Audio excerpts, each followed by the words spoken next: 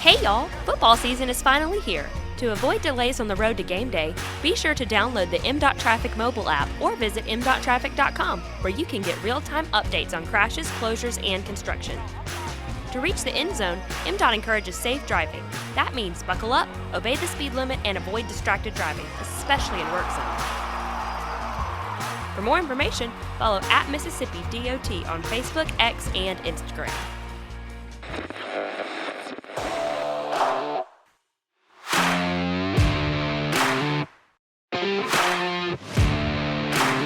MDOT presents the Extra Mile Podcast.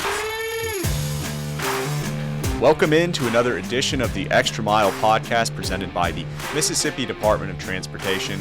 I'm Paul Catul, and as always, I'm joined by my co-host, Will Kraft. And today, we're excited to talk to another member of MDOT's senior leadership team. We're here with Janie Bass, who is the Assistant Chief Engineer of Field Operations. I've always thought field operations sounded really cool, so you've obviously got a very, very awesome job here at MDOT. Janie, thanks you so much for stopping by and talking with us today. Glad to be here. Thank you. So we're going to start you off with the normal question, the customary question for new guests. So talk about who you are a little bit, kind of leading up to this position that you have at MDOT. So what all kind of have you done briefly? Luckily for me, I've had the opportunity to work in a couple of the different districts. I actually started my career as a summer intern student when I was at Mississippi State. Oh, wow. I worked at the Whitfield Project Office for about a year, and that helped pave my way through my education at Mississippi State. I graduated from there in 1999, and I started in the Hattiesburg Project Office and worked there for about 4 years and was lucky to be a part of 4-laning 49, redoing it down near the coast. Yeah. And so I was lucky to start my career there. And then after I got married and had a kid, I moved back home to my hometown of Brookhaven, Mississippi, and was a project engineer there for several years and worked most of my career in District 7. I started as a project engineer, and then I was the resident engineer there in Brookhaven. And then I had the opportunity to work as a project engineer up here in District 5 for just a little bit on the Byram to McDowell Road project on 55, which was a fairly good project there. Yeah. And then after that, I served as the assistant construction engineer in the district in Macomb. Then I changed sides of the house and went to maintenance division. And actually, I worked as a District 7 assistant maintenance engineer for a couple years, and then came back to construction and was a district construction engineer up until January of this year. And at that time, I came up here and took the position of the Assistant Chief Engineer over Field Operations. Wow, that's all the way around the world. I know it. It's like that line, I'm going to mess this up for you true John Wayne fans out there. I can't remember if it's True Grit or Rooster Cogburn, but that old guy at the bridge says, been everywhere, done everything, seen everything. You have made some rounds. I have. Now, let's see. So you started off, you said, over in Whitfield. Who was your district engineer out there?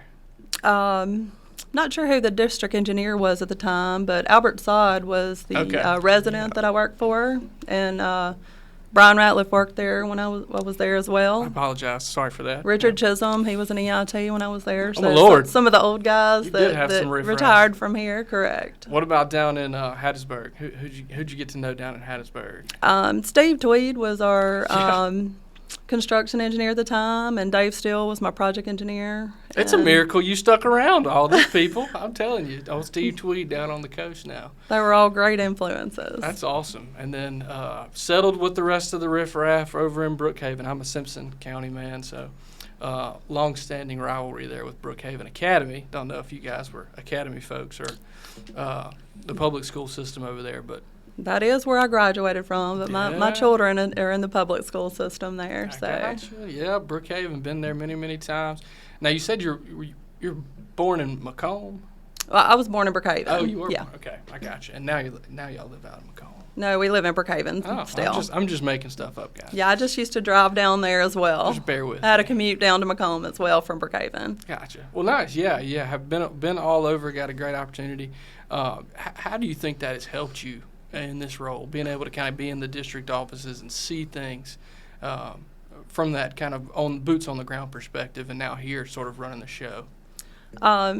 Well, due to the fact that I'm actually working over construction and maintenance here and contract administration and materials division, I've actually seen kind of how it affects people out in the field and kind of maybe know some of the things that, contractors like to do and some shortfalls in some of our specifications and what's actually helpful and makes a difference out in the field to get the job done. So it's definitely helpful to have come from the field, and then come into an office role. Absolutely.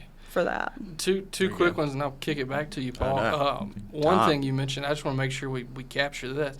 You talked about when you're an intern and having scholarship assistance. Is that something we still do at MDOT? Can you intern? It's actually something we do, a summer internship program where we allow college students to come and take a job for the summer. But it's not necessarily a scholarship. We just pay them for where they work here. Okay. But we are kicking around trying to see if maybe we can get a scholarship program either way, hey, back implemented. I like a paid internship better than a it was definitely a paid one. internship for sure. I love that. No free work. That's right. No. Free work. Correct. And this is a great place to work in the summer and learn different things and, really see if this is a place where they would like to move and start their career. Yeah, and one thing you've alluded to thus far, and we're about to dive into a little bit, there are so many areas that you can get involved with here at MDOT and do things.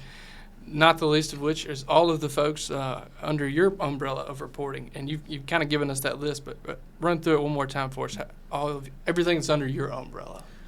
Construction division, maintenance division, materials division, contract administration, and our heavyweight permits division. Yeah, so a little bit of everything. Yes. You can find your niche, however you correctly pronounce that word. Don't judge me. But yeah, a little bit of everything. And Paul, if you want to get into some of those areas, for sure. Yeah, sure. No, perfectly teed up by Will. Just kind of what are some of the interesting things kind of going on? You don't have to hit every single one of them, but what are some of the interesting things going on in some of those areas right now?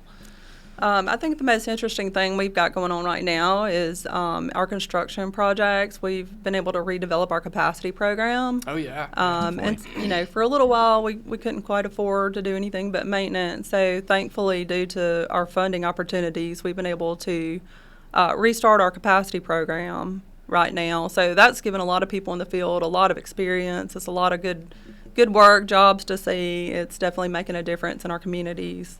Expanding and giving them development opportunities for them as well. And that's one of the most exciting things that we have going on at MDOT. And then, technology is continuing to develop. We're starting our digital delivery initiative, which makes everything from paper going into 3D models, building out in the field, and we're lucky to be, kind of on the forefront, getting in at the beginning of this to help maybe, develop and mold the program. Everybody who's working here has had an input on that as well. Also, one of my favorite things that we're doing right now is our alternative delivery processes. Absolutely. Oh, yeah.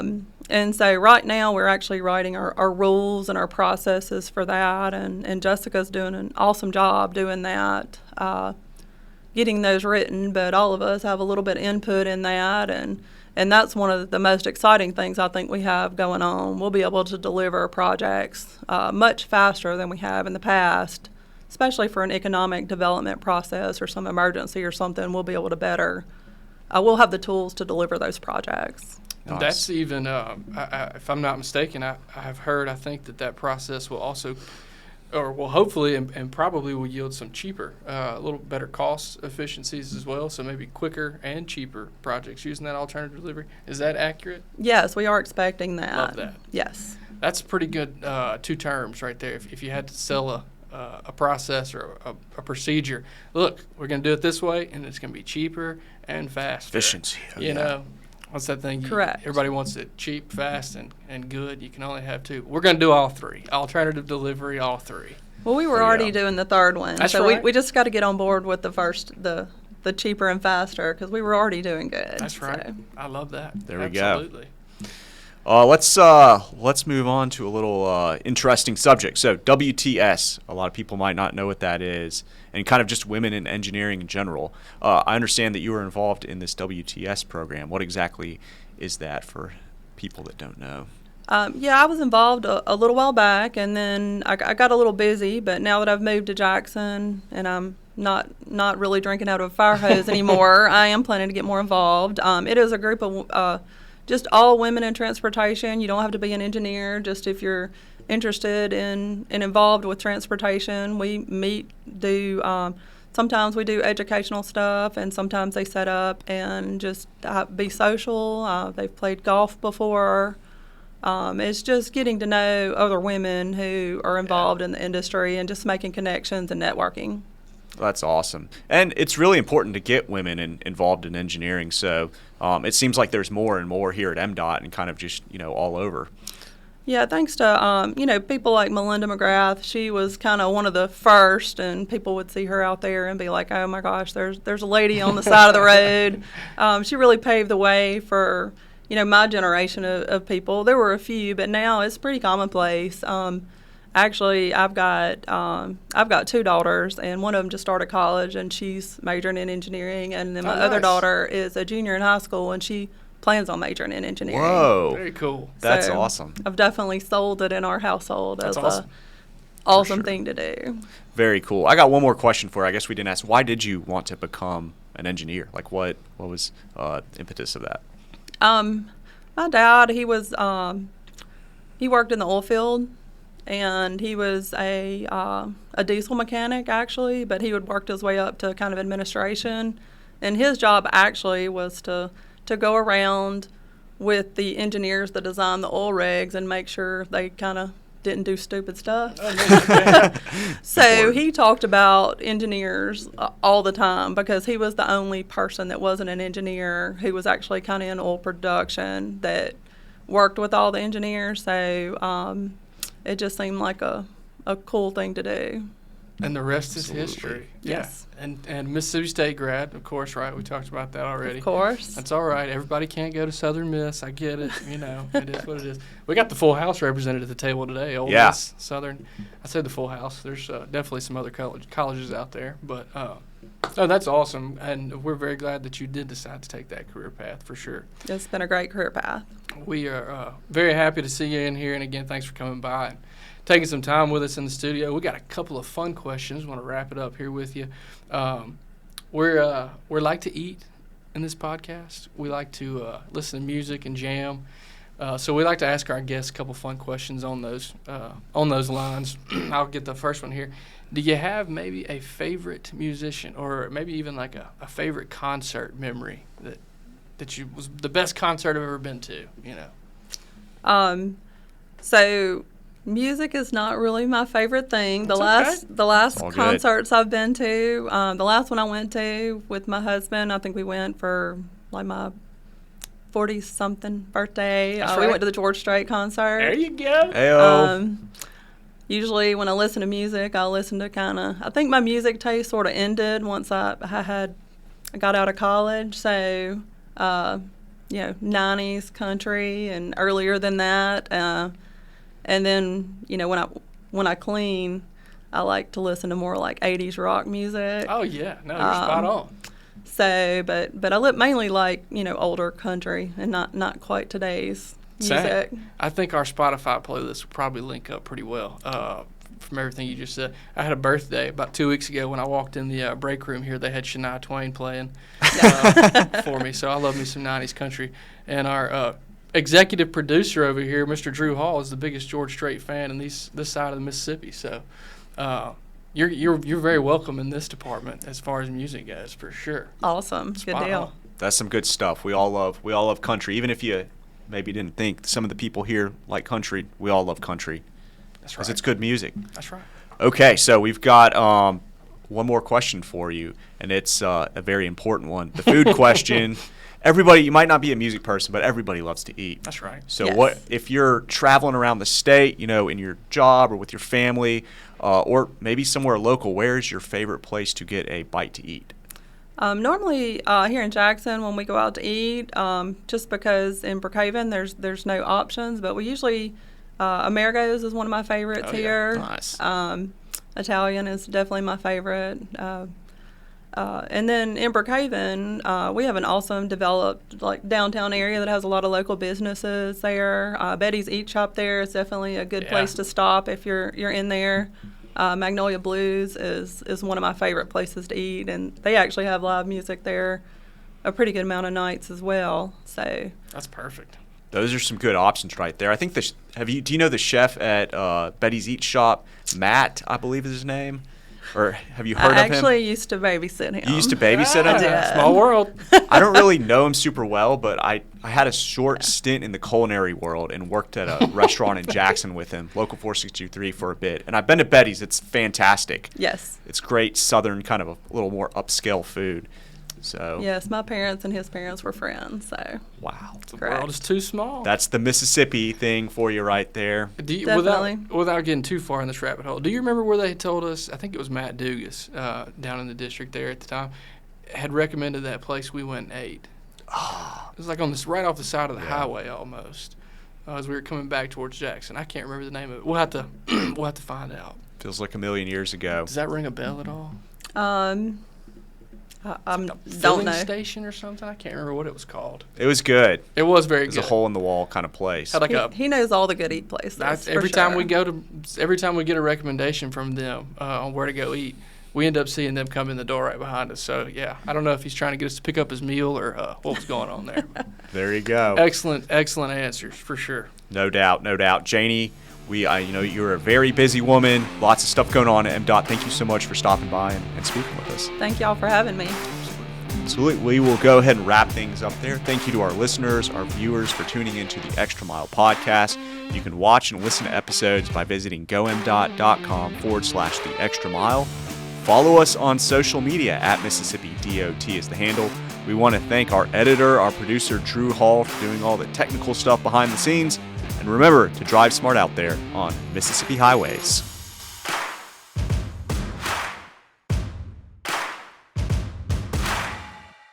Thank you for subscribing to the Extra Mile Podcast. Help us out by leaving a review and a 5-star rating wherever you download the show. After leaving a review, slide on into our DMs over on social media at Mississippi DOT and let us know. As a thank you, we have compiled a Google Map list of all of our guests' favorite spots to eat on Mississippi highways. It is our gift to you. Seriously, you guys are the best. We could not do the show without you, and we greatly appreciate the support. Remember, drive smart out there on Mississippi highways.